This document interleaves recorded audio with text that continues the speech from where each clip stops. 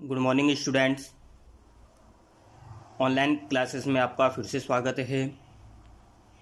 आज हम अध्याय 3 के पार्ट 3 को लेके आए हैं, जिसके अंतर्गत हम आज मेंडल के जो नियम हैं उनके बारे में अध्ययन करेंगे। तो इसमें हमको 3 नियम पढ़ना है और 3 बहुत ही आसान है, आपको बहुत अच्छे से समझ में आएगा। तो पहला है प्रभाविता का नियम, दूसरा है पृथक्करण का नियम और तीसरा है स्वतंत्र अप्यूहन का नियम। इसका क्या मतलब है, प्रभाविता के नियम का, पृथक्करण के नियम का क्या मतलब है, इन सब का मतलब हम देखने वाले हैं। तो सबसे पहला नियम है प्रभाविता का नियम। कि प्रभाविता का नियम क्या होता है। प्रभाविता में एक शब्द आ रहा है प्रभाव। क्या शब्द आ रहा है बच्चों? प्रभाव। प्रभाव का क्या मतलब है कि किस पर किसका प्रभाव है। प्रभाव का नाम से समझ में आ रहा है। तो इसमें भी क्या है, किसी न किसी का प्रभाव रहेगा। तो सबसे पहले कुछ चीज़ इसमें देखते हैं कि ये नियम जो है मेंडल का नियम है पहला, और ये एक संकर संकरण पर आधारित है। कौन से संकरण पे? एक संकर संकरण। एक संकर संकरण का हमने जिक्र किया था। इसका मतलब क्या होता है? इसका मतलब होता है कि जहाँ पर एक ही गुण का अध्ययन किया जाता हो। एक ही गुण, जहाँ पे एक ही गुण का अध्ययन किया जाता है उसे एक संकर संकरण कहते हैं।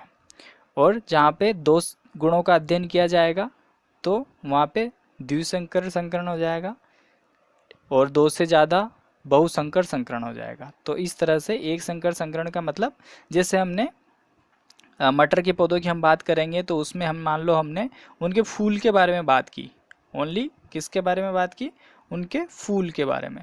और फूल क्या है? एक ही गुण है। तो एक ही गुण का अध्ययन किया तो वो क्या है? एक संकर संकरण है। अब इसमें प्रभाविता का नियम कैसे लागू हुआ वो देखिए। इस नियम के अनुसार जब एक लक्षण के लिए विप्रियासी समयुग्मजी पादपों का संकरण कराया जाता है तो F1 पीढ़ी में इनकी अभिव्यक्ति जो दर्शाता है वो प्रभावी कहलाता है। इसको हम अच्छे से समझेंगे डायग्राम से। यहाँ पे देखो, ये है बड़ा पौधा और ये है छोटा पौधा। ठीक है। बड़े पौधे के जो दोनों जीन हैं वो हमने बड़े टी से बताए हैं, और छोटे टी से हमने बताए जो छोटा पौधा है उसके जो लंबाई है उसके गुण। तो अब इनका संकरण कराना है, तो संकरण कैसे कराते हैं मैं आपको बता देता हूँ तरीका लिखने का। कि ये दो बड़े टी है, जो बड़े टी वाला है वो क्या है?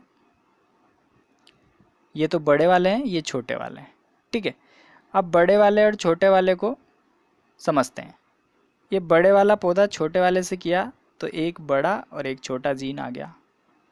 ये बड़े वाला इस छोटे वाले से एक बड़ा है, फिर से एक छोटा। ये बड़े वाला ये छोटे वाला, तो ये वापस, और ये इससे किया तो एक बड़े वाला एक छोटे वाला। तो चारों जो पौधे आएंगे, इनकी जो संतति आएगी, इनकी पीढ़ी आएगी अगली, इनके क्रॉस करने से, इनके संकरण करने से, तो उसमें ये जीन होंगे, एक बड़ा एक छोटा, एक बड़ा एक छोटा, एक बड़ा एक छोटा, एक बड़ा एक छोटा। अब इसमें देखो, इन पौधों को अगर हम देखें, सारे पौधों को, तो ये सारे बड़े हैं। सारे बड़े हैं तो बड़ा कौन से वाला था? बड़े टी वाला। बड़े टी वाला बड़ा था, मतलब बड़े टी का प्रभाव इन चारों में है, इसलिए ये सारे क्या हो गए? बड़े हो गए। तो यही नियम है प्रभाविता का, कि जो F1 पीढ़ी बनी, F1 पीढ़ी जो बनी, ये तो क्या है? जनक है, जो जन्म देता है वो जनक है। और ये F1 पीढ़ी जो संतति पीढ़ी, जिसको हम अगर मानव में बात करें तो बच्चा जिसको हम कहते हैं, तो पौधों में इसको संतति पीढ़ी का है। तो F1 पीढ़ी में किसका प्रभाव है? बड़े जो ऊंचाई वाले पौधे का। तो इसलिए इसको कौन सा नियम कहते हैं? प्रभाविता का नियम। देखो यहाँ पे कि F1 पीढ़ी जो है उसमें अपनी अभिव्यक्ति जो दर्शाता है प्रभावी कहलाता है। ठीक है। और जो F1 पीढ़ी में अपनी अभिव्यक्ति नहीं दर्शाता, ध्यान से पढ़ो यहाँ पे, नहीं दर्शाता, तो उसे अप्रभावी कहते हैं। तो यहाँ पे प्रभावी कौन सा हुआ? ये बड़ा वाला जो है ये प्रभावी हुआ। अप्रभावी कौन सा हुआ? ये जो कम ऊंचाई वाला पौधा है ये अप्रभावी हुआ। तो इसीलिए इसको प्रभाविता का नियम कहते हैं, कि बड़े वाला जो लंबे वाला पौधा है जिसकी ऊंचाई ज़्यादा है वो प्रभाव अपना छोड़ रहा है। ये देखो, यही यहाँ पे समझा रखा है, ये लंबे पौधे हैं और ये बोने पौधे हैं। ठीक है। जब इन दोनों का क्रॉस होएगा, इन दोनों का संकरण होएगा, तो जो पौधे मिलेंगे वो हमको मिलेंगे जिसमें एक बड़ा टी और एक छोटा टी के गुण विद्यमान होंगे। दो जीन होते हैं, युग्मक के रूप में रहते हैं, युग्मक का मतलब जोड़े में रहते हैं। ठीक है, अब ये F1 पीढ़ी आ गई, तो ये F1 पीढ़ी के जो सारे पौधे होंगे वो लंबे होंगे। संकरण कराया इसलिए इसको बोला संकर लंबे। तो सारे पौधे लंबे होंगे, इसलिए क्या हो गया कि इसमें किसका प्रभाव है? लंबे पौधों का प्रभाव है। प्रभाव किसका है? प्रभाव कौन सा है? लंबे पौधे का। और लंबे पौधों का प्रभाव है, इसलिए इसको क्या बोला? प्रभाविता का नियम बोला। तो ये वाला लक्षण हो गया प्रभावी लक्षण, और ये छोटे पौधे वाले का हो गया अप्रभावी लक्षण। ये तो हो गया अप्रभावी लक्षण, या अप्रभावी, ये हो गया प्रभावी। ठीक है, तो ये नियम है प्रभाविता का। दूसरा नियम है कि पृथक्करण का नियम, जिसको शुद्धता का नियम भी कहते हैं, युग्मकों की शुद्धता का नियम भी कहते हैं। तो प्रभाविता का नियम हमने समझ लिया, पृथक्करण का नियम या फिर शुद्धता का नियम समझते हैं। और ये नियम भी किस पर आधारित है? एक संकर संकरण पे। मतलब इसमें भी हम एक गुण के बारे में चर्चा करेंगे। किसके बारे में? ओनली एक गुण के बारे में जानेंगे, और उसमें देखेंगे कि शुद्धता का नियम किस तरह से काम कर रहा है। तो यहाँ पे देखो कि हमने बोने पौधे और लंबे पौधे दोनों का संकरण कराया था। तो सारे जो F1 पीढ़ी के जो पौधे हुए थे वो क्या हुए थे? सारे पौधे लंबे हुए थे। ये चारों पौधे क्या है? चारों के चारों क्या हैं? लंबे हैं। ठीक है, चारों पौधे लंबे हैं। ये पौधा भी लंबा, दूसरा भी लंबा, तीसरा भी लंबा। तो इसलिए इसमें किसका प्रभाव था? बड़े पौधों का। तो इसको बोल दिया था प्रभाविता का नियम। ये तो यहाँ तक तो प्रभाविता का नियम था। अब ये जो F1 पीढ़ी है, इसी को आपस में संकरण कराया तो इस तरह के पौधे मिले। 3 तो लंबे मिले और एक मिला बोना। इसको समझते हैं कि कैसे हुआ ये। यहाँ पे देखो, यहाँ पे देखना कि जो सबसे पहले देखो कि जो पहला संकरण था F1 पीढ़ी में, उसमें ये वाला युग्मक हमको मिला था। एक बड़ा टी एक छोटा टी, सारे लंबे थे और सारों में यही गुण था। अब इसी F1 पीढ़ी का आपस में संकरण कराएंगे, मतलब एक बड़ा टी एक छोटा टी और एक बड़ा टी और एक छोटा टी, इनका हमको संकरण कराना है। तो ये बड़ा टी इस बड़े टी से, तो बड़ा दोनों बड़े टी, ये बड़ा टी इस छोटे टी से, तो बड़ा टी और छोटा टी, फिर छोटा टी और बड़ा टी, ये छोटा टी बड़ा टी हो गया, और ये दोनों की कौन से टी है? छोटे टी है। ठीक है, तो यहाँ पे देखो एक दोनों में बड़े हैं, एक में बड़ा एक छोटा, इसमें एक छोटा एक बड़ा और ये दोनों छोटे। तो हमने देखा कि जिसमें एक बड़ा आ जाता है वो अपना प्रभाव बना लेता है, और प्रभाव बना लेता है तो उसको हमने प्रभाविता का नियम दिया था। तो यहाँ पे देखो एक बड़ा, दोनों बड़े वाले, ठीक है, एक बड़ा एक छोटा, एक बड़ा एक छोटा, और ये वाला क्या है? दोनों छोटे। ठीक है, अब यहाँ पे ये समझ में आ गया। मैं एक बार इसको मिटा देता हूँ, इसको आप नोट कर लेना कॉपी में।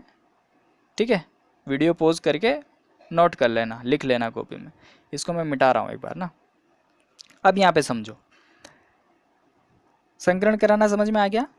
पहले लंबे पौधे बोने पौधे का कराया तो हमें सारे लंबे मिले थे। अब ये जो F1 पीढ़ी है, इसको आपस में कराया, दो को लेके, बड़े छोटे को लेके, एक को मादा मान लिया एक को नर मान लिया, और उनका कराया। तो क्या आएगा संकरण कराने पर? एक में ये गुण आया, दूसरा में ये गुण, तीसरे में ये गुण, चौथे में ये गुण। ठीक है, अब देखो यहाँ पे अगर हम देखें तो बड़ा टी सबको लंबा कर देता है। बड़ा टी क्या करेगा? सभी पौधों को लंबा कर देगा, बड़ा कर देगा। तो बड़े टी का जो गुण है वो क्या है? सबको लंबा करना। तो यहाँ पे जिसमें बड़ा टी है वो लंबे हो जाएंगे। तो ये भी लंबा पौधा, ये भी लंबा पौधा, ये भी, तो 3 तो लंबे हो गए। तो लक्षण क्या है? लक्षण पररूप अनुपात क्या होता है? इनका अनुपात हमको लिखना है।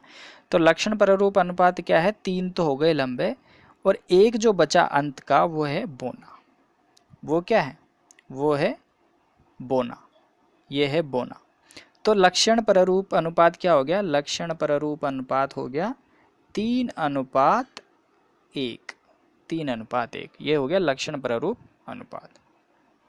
ठीक है, अब जीन प्ररूप अनुपात में हम क्या देखते हैं? जीन प्ररूप अनुपात में हम देखते हैं जीन कौन कौन से हैं। इसमें किस तरह का जीन है? इसमें जीन है दोनों बड़े, तो एक इस तरह का है। दो एक जैसे हैं, बड़ा टी छोटा टी और बड़ा टी छोटा टी, तो दो एक जैसे हैं। और एक अलग तरह का है जिसमें दोनों छोटे टी हैं, तो एक अलग तरह का है।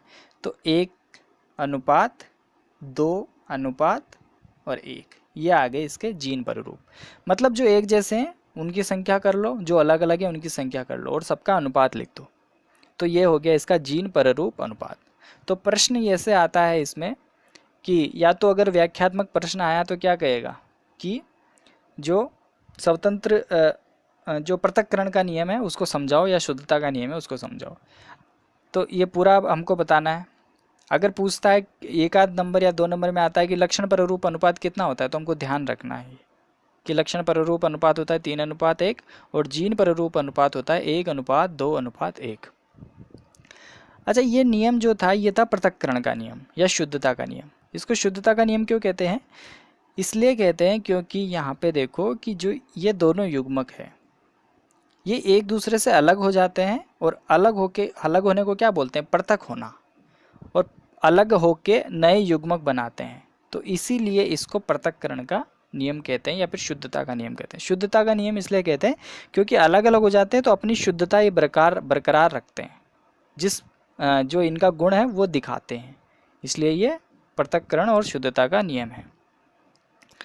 अब इसको समझते हैं। समझ तो लिया, हम इसको लिखेंगे कैसे? इस नियम के अनुसार F1 पीढ़ी के संकर या विषम युग्मजी युग्मक बनते समय दोनों युग्मकल्पी एक दूसरे से पृथक होकर अलग अलग युग्मकों में चले जाते हैं। ठीक है, मतलब जो F1 पीढ़ी थी, F1 पीढ़ी ये आई थी, इनका संकरण हमने कराया और इनका संकरण करने से हमको 3:1 तो लक्षण प्ररूप मिला और जीन प्ररूप मिला 1:2:1। ठीक है, अब ये जो नए पौधे बने इसमें क्या है, इनके गुण F1 पीढ़ी के गुण पृथक होकर चले गए, मतलब ये अलग अलग होकर इन्होंने नई पीढ़ी बना ली, तो एक दूसरे से पृथक होकर अलग अलग युग्मकों में चले जाते हैं, इसलिए इसको पृथक्करण का या विसंयोजन का नियम भी कहते हैं। विसंयोजन मतलब अलग अलग होना, संयोजन मतलब जुड़ना, विसंयोजन मतलब अलग अलग होना।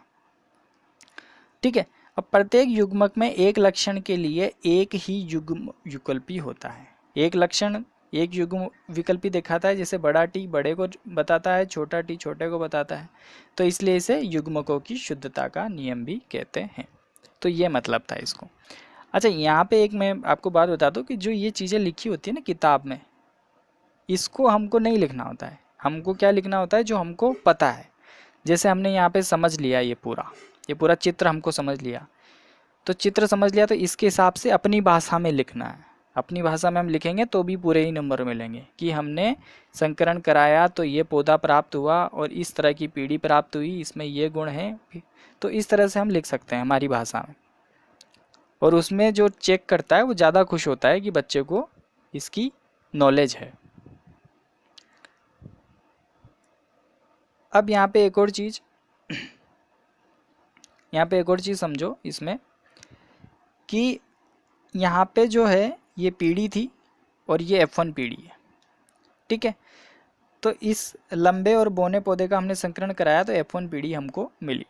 अब ये F1 पीढ़ी जो आई, अगर इसका संकरण में लंबे पौधों से वापस करा दूँ, मतलब ये जनक जो पौधे हैं जिनसे इनका जन्म हुआ है, उन्हीं जनक पौधों से इनका संकरण करा दे तो इसको बोलते हैं बैक क्रॉस। बैक क्रॉस क्या बोलते हैं? बैक क्रॉस या बैक संकरण। बैक संकरण वो भी समझाऊंगा मैं क्या होता है।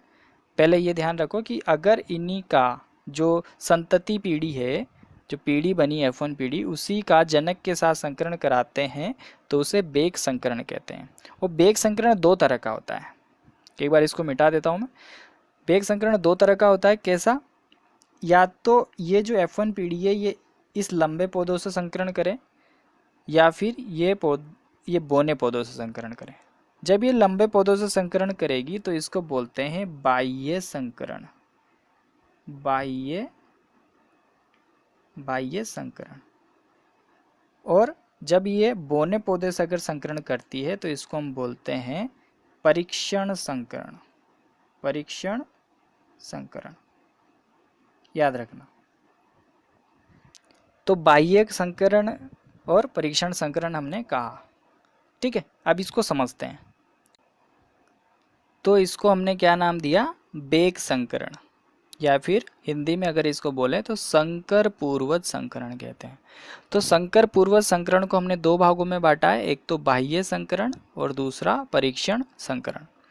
तो संकर पूर्वज संकरण का क्या मतलब था, जब संतति पीढ़ी अपने जनक पीढ़ी के साथ संकरण करती है तो उसे हम संकर पूर्वज संकरण कहते हैं। और इनको हम दो भागों में बांटते हैं, एक तो बाह्य संकरण, दूसरा परीक्षण संकरण।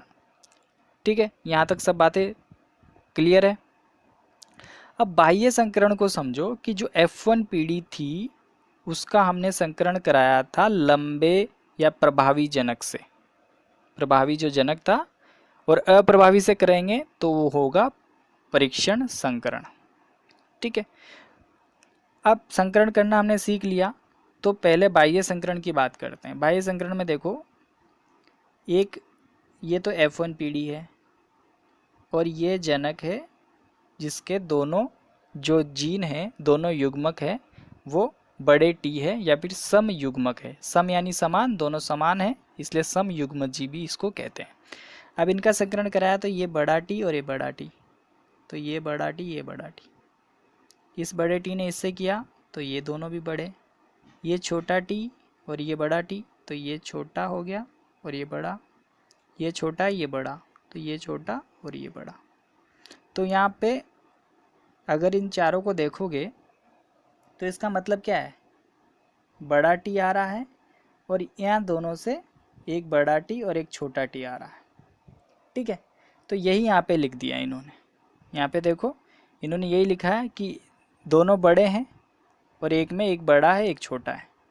अब दोनों ही लंबे होंगे क्योंकि दोनों में बड़ा टी प्रभावी होता है, तो बड़ा टी दोनों में आ रहा है, इसलिए प्रभावी लक्षण के कारण ये लंबे हो जाएंगे।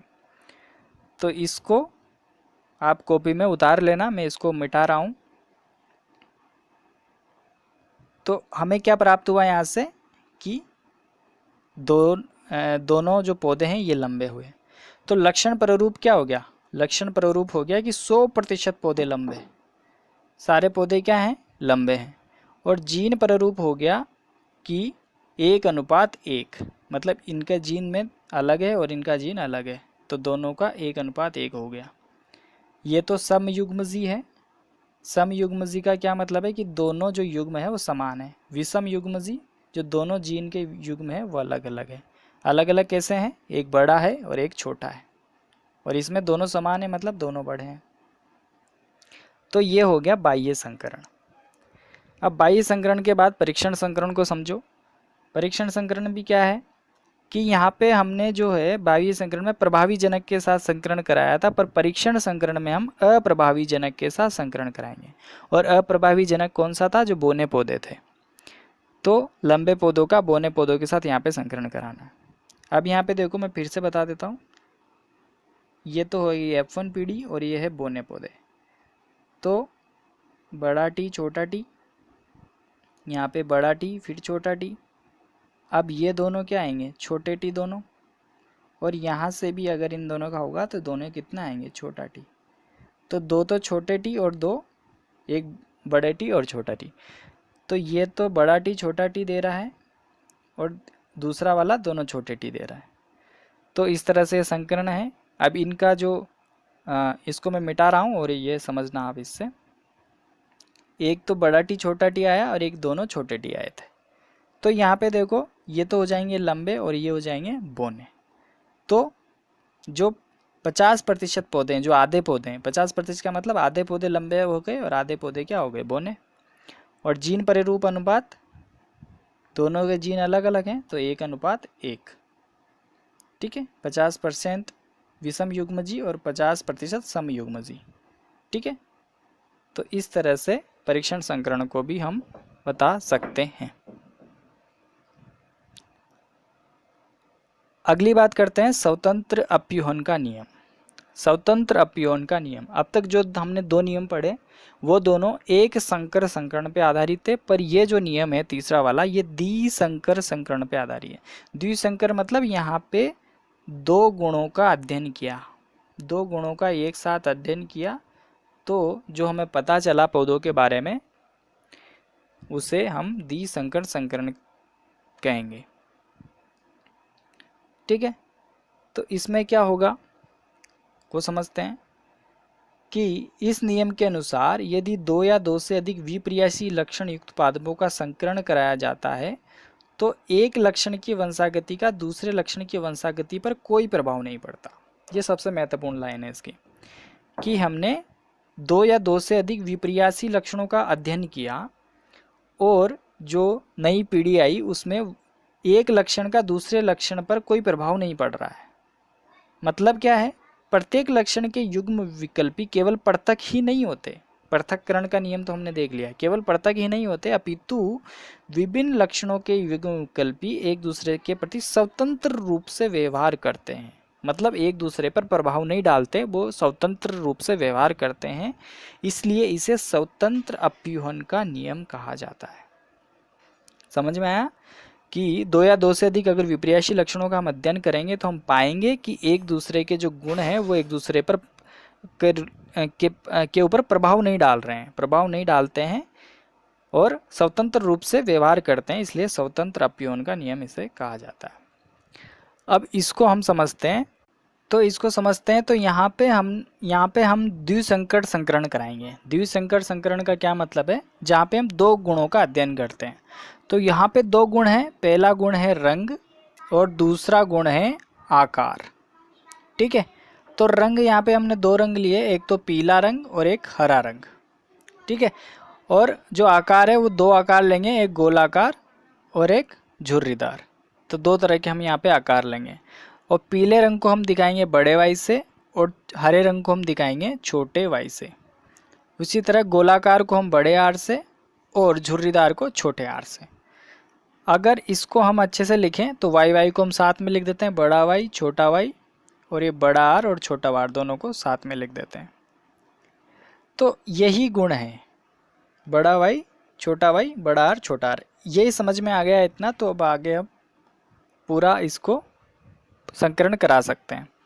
तो पूरा कैसे करेंगे, यहाँ पे देखो इन दोनों में से अगर मैं देखूं तो ये है बड़ा वाई छोटा वाई बड़ा आर छोटा आर। तो एक बार बड़े वाई के साथ बड़ा आर ले लो, एक बार बड़े वाई के साथ छोटा आर ले लो, तो ये दोनों आ जाएंगे। उसी तरह छोटे वाई के साथ बड़ा आर और छोटे वाई के साथ छोटा आर, तो ये आ जाएगा। तो चारों यहाँ पे आ जाएंगे, चारों युग्मक यहाँ पे हमको मिल जाएंगे।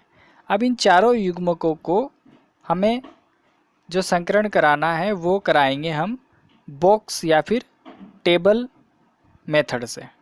बॉक्स मेथड क्या है, इसमें हम क्या करेंगे, एक सारणी बनाएंगे। इस सारणी में ये चारों युग्मकों को ऊपर लिखेंगे पहले इस तरीके से, और इधर भी इन चारों को लिखेंगे। ये दोनों समान है, ये दोनों भी समान है, ये दोनों भी समान है, मतलब इस तरह से ये लिखे हुए हैं, इसी तरह इन दोनों को लिखना है और सारणी खींच देनी है। ये सारणी खींच दी हमने। अब सारणी खींचने के बाद कैसे लिखेंगे वो मैं समझाता हूँ। ये पूरी सारणी बन गई। अब मान लो मुझे पहला बॉक्स से पहला जो खाना है इसमें लिखना है, तो पहले खाने में कैसे लिखेंगे, बड़ा वाई बड़ा आर और बड़ा वाई बड़ा आर। तो दो बड़े वाई है दो बड़े आर है, लिख दिया। जैसे इस खाने को लिखना है तो इसमें अगर मैं ऊपर जाऊं तो ऊपर मिल रहा है मुझे छोटा वाई और बड़ा आर। अगर मैं इधर जाता हूं तो बड़ा वाई और छोटा आर, तो मतलब बड़ा वाई और छोटा वाई और बड़ा आर और छोटा आर। तो बड़ा वाई और छोटा वाई बड़ा आर और छोटा आर, इस तरह से लिखना है। एक और समझा देता हूँ मैं।